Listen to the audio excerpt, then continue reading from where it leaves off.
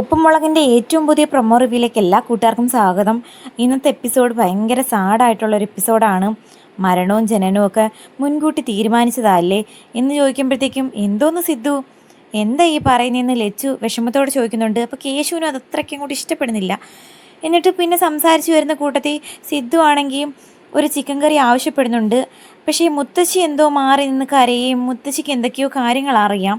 ശേഷം മുത്തശ്ശി വഴി നമ്മുടെ കേശുവും ലച്ചുവും വീട്ടിലുള്ള എല്ലാവരും ആ കാര്യം തിരിച്ചറിയുന്നു. നമ്മുടെ സിദ്ധുവിനെന്തോ വലിയ അസുഖമാണെന്നുള്ള രൂപത്തിൽ തെറ്റിദ്ധരിച്ച് വെക്കുന്നുണ്ട്.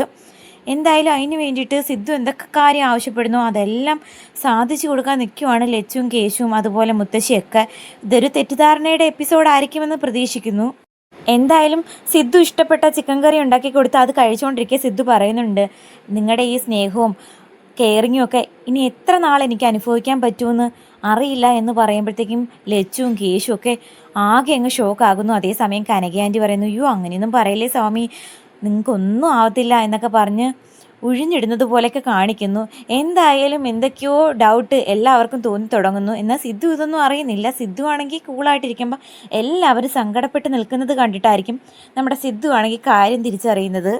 സിദ്ധുവിനാണെങ്കിൽ ഒരു ജോലിക്കും പോകണ്ട, എങ്ങും വിടുന്ന പോലും ഇല്ല.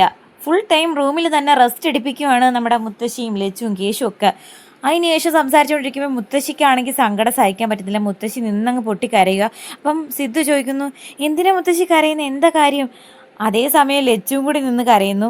അപ്പം നീ എന്തിനാ കരയുന്നത് നോക്കിയപ്പോൾ മുത്തശ്ശി കരയുന്നത് കണ്ടിട്ട് എനിക്ക് സങ്കടം വന്നു എന്ന് പറഞ്ഞുകൊണ്ട് രണ്ടുപേരും കരഞ്ഞുകൊണ്ടിറങ്ങി പോകുന്നത് കണ്ട് സിദ്ധു ആണെങ്കിൽ ആകെ അതിശയിച്ച് നിൽക്കുന്നു.